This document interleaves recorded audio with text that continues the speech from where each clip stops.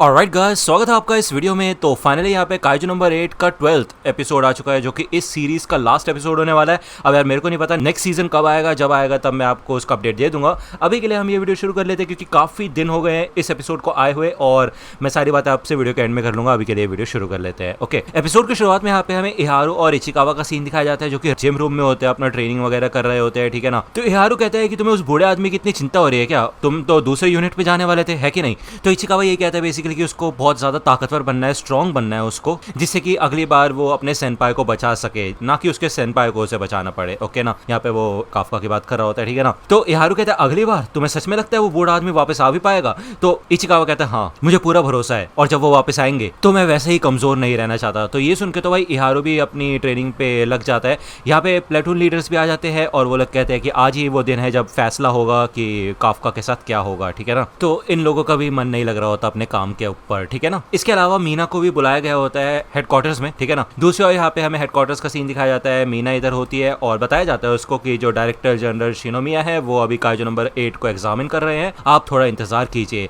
वो यहाँ पे जब बैठने के लिए आगे बढ़ती है तो उसे बताया जाता है कि तुम्हें सिर्फ ऑब्जर्वेशन के लिए यहाँ पे बुलाया गया है, तो तुम्हारे लिए कोई सीट नहीं है, तुम यहीं पे इंतजार करो, ठीक है। दूसरी ओर अब आपको याद ही होगा भाई, काफका अपने अलग ही रूप में पहुंच गया था, वो आउट ऑफ कंट्रोल हो गया था। ओके, जिसके बाद वो यहाँ पे काफी खतरनाक अटैक करता है जनरल शिनोमिया के ऊपर, और अपनी बॉडी को भी तोड़ना शुरू कर देता है भाई ये काइजू। तो शिनोमिया समझ जाता है कि यार अगर इसने थोड़ी भी देर के लिए उसको अंडर एस्टिमेट किया और सोचा कि ये इंसान की तरह बिहेव करेगा तो ये मर जाएगा, ठीक है ना। तो बेसिकली इन दोनों की यहाँ पे काफी खतरनाक लड़ाई होती है। भले किकोरू रोकने की कोशिश करती है काफका को, वही लास्ट एपिसोड वाला सीन है, ठीक है ना, दोबारा बोलती नहीं वो कुछ भी।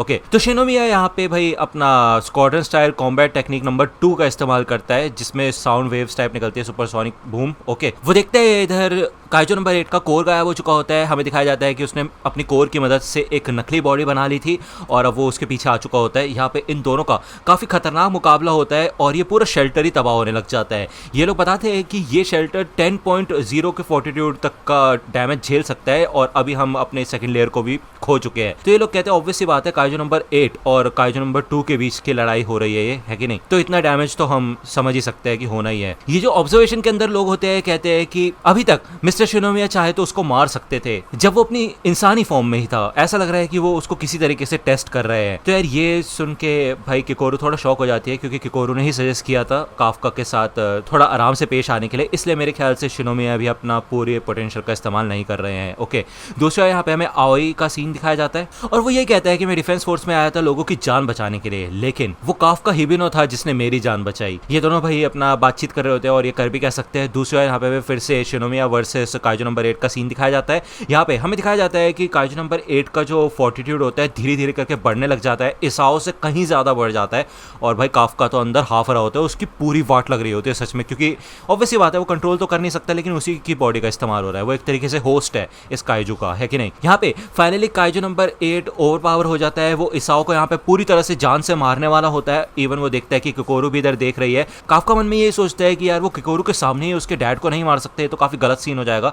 इवन काइजू नंबर 8 भाई पटक पटक के मारता है इसाओ को, ठीक है।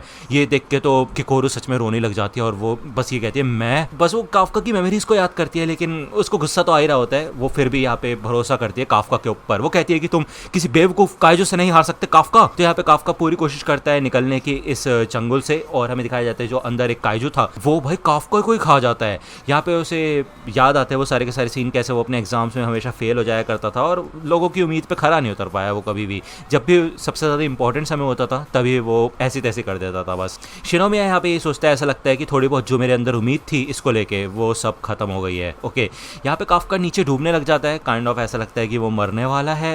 मतलब यार ये एनिमेशन दिखाई जाती है पानी में डूबते हुए उसकी, ऐसा लगता है कि वो पूरी होप हार चुका है। लेकिन तभी यहाँ पे मीना आ जाती है और उसका हाथ पकड़ लेती है। बेसिकली काफका को याद आता है कि मीना ने उसे कहा था कि मैं हमेशा तुम्हारा इंतजार करूंगी। जिसके बाद फाइनली जब ये काइजू इसाओ को खत्म करने वाला होता है, तो काफका अपनी बॉडी पे कंट्रोल रीगेन कर लेता है और अपने ही कोर को डैमेज कर लेता है अपने ही काइजू हैंड से, और वो यही कहता है कि मैं काइजू नंबर 8 नहीं हूँ, मैं काफका हिबिनो हूँ। जिसके बाद वो बेहोश हो जाता है। तभी भाई एक नारुमी नाम का बंदा आता है। भाई इतना बड़ा नमूना नहीं देखा आज से पहले मैंने कभी। इतना सब कुछ हो गया, वो काइजू भाई खत्म करने वाला था शिनोमिया को, तब नहीं आया ये। जब काफका भाई इंसानी फॉर्म में आके बेहोश हो गया तब लेके आया इतना बड़ा हथियार। भाई इससे बड़ा चोमू इंसान मैंने नहीं देखा भाई जिंदगी में। एनीवे इसाओ इसको भाई शांत कर देता है और नारुमी कहता है कि हम आपको सिग्नल दे रहे थे बैकअप के लिए, लेकिन आप हमें इग्नोर कर रहे थे पूरी तरीके से। तो भाई बेवकूफ, पहले आता ना, अब क्या कर लिया तूने आके यहाँ पे। एनीवे इसाओ कहता है कि अपने हथियार दूर रखो और इसको जल्दी से जल्दी मेडिक्स के पास लेके जाओ। दूसरी ओर यहाँ पे हमें इनके मीटिंग रूम का सीन दिखाया जाता है। अब ऑब्वियसली बात है शिनोमी ने अपनी एग्जामिनेशन पूरी कर ली है और जो कमांडिंग ऑफिसर है यानी कि मीना आशिरो, वो अब बताएंगी कि उनका क्या सोचना है काफका हिबिनो के बारे में। ओके, इनकी रिपोर्ट्स के हिसाब से मीना पहले से ही काफका को जानती है। तो मीना बताती है कि हाँ वो जानती है उसको, लेकिन पूरी ट्रायल से लेके अभी तक उसने कभी भी उसको कोई स्पेशल ट्रीटमेंट नहीं दी है। ओके, तो बेसिकली ये लोग यही कहते हैं इन्होंने अपना फैसला पहले से ही कर लिया है, तो मीना के कहने से कोई फर्क नहीं पड़ेगा इन लोगों के जजमेंट के ऊपर, ठीक है ना। बस यहाँ पे अपनी सफाई दे सकती है मीना की जो भी इंफॉर्मेशन है काफका के रिगार्डिंग। तो वो सब कुछ बता देती है कि कैसे काफका ने कई बार लोगों की मदद की है मिशंस के दौरान और लोगों की जान भी बचाई है काफी बार।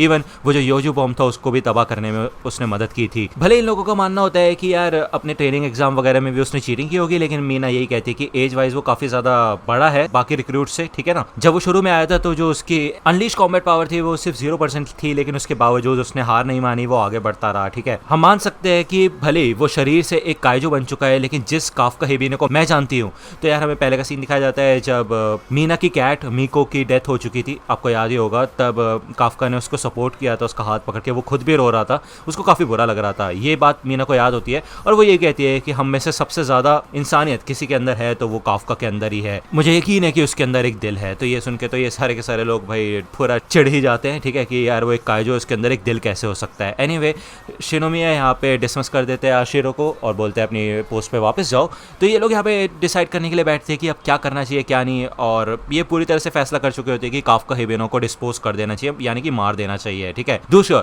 यहाँ पे हमें काफका का सीन दिखाया जाता है और वो मन में यही सोचता है कि उसे हमेशा से अपने आप पे इतनी नफरत थी कि वो कुछ भी नहीं कर पाया किसी के लिए भी। उसने खुद से कहा था कि वो काइजू को सबक सिखाएगा, कि काइजू की वजह से मीना को इतनी बुरी तरह से रोना पड़ा था। और जब उसे पता चला कि अगर वो पूरी तरह से काइजू बन ही गया तो उसे इंसान बन के ही मरना होगा, ठीक है, वो स्वीकार करता है मरना। तभी यहाँ पे जब उसको होश आता है तो वो एक हॉस्पिटल बेड के ऊपर होता है। इसका मतलब यह है कि वो जिंदा होता है और साइड में शिनोमिया भी बैठा होता है। काफका कहता है अब अगर मैं जिंदा हूँ इसका मतलब यह है कि आप लोगों ने एक्सेप्ट कर लिया कि मैं इंसान हूँ और मैं डिफेंस फोर्स का एक ऑफिसर बने रह सकता हूँ ना। तो शिनोमिया कहते हैं कि अगर तुम्हारे सीने के अंदर एक इंसान का दिल होता तो अभी तक तुम मर चुके होते। पता है ये बात तुम्हें। अब जो काउंसिल ने डिसाइड किया वो मैं तुम्हें बता देता हूँ। वो मानते हैं कि तुम एक काइजू हो। अब तुम एक खतरा हो या नहीं वो हम आगे चल के डिसाइड करेंगे, लेकिन अभी भी बहुत लोग तुम्हारे खिलाफ है। तो बेसिकली हमें पहले का सीन दिखाया जाता है। शिनोमिया ने यही कहा होता है कि काइजू नंबर 8 हमारे लिए लड़ेगा, ना कि हम उसको मार काट के वेपन्स बनाएंगे। अब ऑब्वियसली बात आप जानते होंगे जो ये नंबर्ड काइजू होते हैं इनको मार के वेपन्स भी बनाए जा सकते हैं, जैसे कि शिनोमिया अभी तक काइजू नंबर 2 का वेपन यूज कर रहा था, ठीक है ना। बेसिकली यहाँ पे शिनोमिया को पूरा भरोसा होता है काफका के ऊपर कि वो इंसानियत के काम आ सकता है और मिशंस में वो मदद कर सकता है हमारी। 10 साल पहले जब काइजू नंबर 6 आया था तब उसने काफी तबाही मचाई थी। इवन उस समय तकरीबन 200 ऑफिसर्स मारे गए थे और 3 कैप्टन्स ने अपनी जान से हाथ धो दिए थे। तो यार ऑब्वियसली बात है इन लोगों के पास भी एक ऐसा हथियार होना चाहिए, ठीक है ना। मतलब काफका हिबिनो काइजू नंबर 8 को वो हथियार की तरह यूज कर सकते हैं, ठीक है। तो शिनोमिया यहाँ पे काफका से ये कहता है कि तुम्हें अपने आप को साबित करके दिखाना होगा, ठीक है ना। तो काफका समझ जाता है कि ये लोग इसको इसलिए जिंदा छोड़ रहे हैं जिससे कि ये वॉर में उसका इस्तेमाल कर सके, लेकिन वो यही कहता है कि मैं अभी भी अपने आप को एक डिफेंस फोर्स ऑफिसर समझता हूँ और मैं साबित करके दिखाऊंगा कि मैं एक डिफेंस फोर्स ऑफिसर भी बन सकता हूँ। दूसरा यहाँ पे मीना को अपडेट मिल जाता है कि काफका को जो सजा मिलने वाली थी वो अब नहीं मिलेगी, वो जिंदा रहेगा। तो वो काफी खुश होती है। वो ये अपडेट किकोरू को भेजती है, किकोरू भी खुश होती है, लेकिन वो यही सोचती है कि वो पूरी तरह से खुश नहीं हो सकती क्योंकि उसे और भी ज्यादा ताकतवर बनना पड़ेगा। बाय चांस आगे चल के अगर उसको काइजू नंबर 8 को रोकना पड़ा तो वो नहीं रोक पाएगी इस ताकत से, तो ठीक है ना।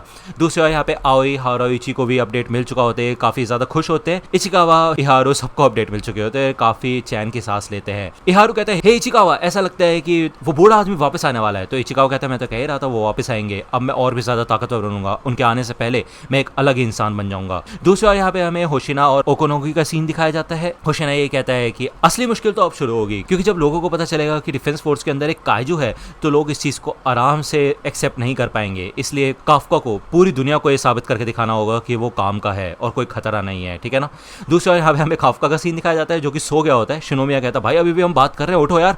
तो काफका तो सोते सोते यही कहता है कि बस मेरा इंतजार करो मीना। तो यार दूसरी बार यहाँ पे हमें दिखाया जाता है क्लीनिंग स्क्वाड के मेंबर होते हैं जो कि चेस खेल रहे होते हैं। ये लोग बात करते हैं किसी नंबर 9 के बारे में जो कि एक हफ्ते के अंदर अंदर ही टॉप पे आ जाता है चेस गेम में, ठीक है ना। दूसरी बार यहाँ पे हमें काइजो नंबर 9 का सीन दिखाया जाता है जो कि भाई चेस के गेम्स खेल रहा होता है काफ़ी लोगों के साथ, इंसानों के साथ, उनकी दिमाग की कैपेबिलिटीज़ पता लगाने के लिए कि एक इंसान कहाँ तक सोच सकता है। ये लोग कहते हैं कि अब हमारे प्लान का नेक्स्ट फेज शुरू करने का समय आ चुका है। यहाँ पे 2 ऐसे काइजो होते हैं और ये बंदा ये कहता है कि अब समय आ चुका है कि जो काइजो ताकत इंसानों के हाथ में चली गई थी उसको वापस लेके आए हम। तो यार ये एपिसोड यहीं पे खत्म होता है। नेक्स्ट सीजन आएगा भाई पता नहीं अगले साल, इस साल के एंड तक, मुझे नहीं पता। जब भी आएगा मैं आपको अपडेट दे दूंगा। एनीवे मैंने अपने चैनल पे डेमन स्लेयर का एपिसोड भी डाल दिया है, तो वो भी आप जाके एंजॉय कर सकते हो। मुझे पता है ये वाली वीडियो काफ़ी ज़्यादा लेट हो चुकी है क्योंकि यार मेरे माइंड से निकल गया था कि मैं काइजो नंबर 8 भी कवर कर रहा हूँ और मैंने आपको बताया था लास्ट वीडियो के एंड में कि पेड़ वेड़ कट रहे हैं और ये सब हो गया। मतलब पेड़ कट नहीं रहे, तूफान की वजह से पेड़ गिर गया था, तो मतलब ऐसी तैसी हो गई थी, लाइट वगैरह चली गई थी, समझ रहे हो ना।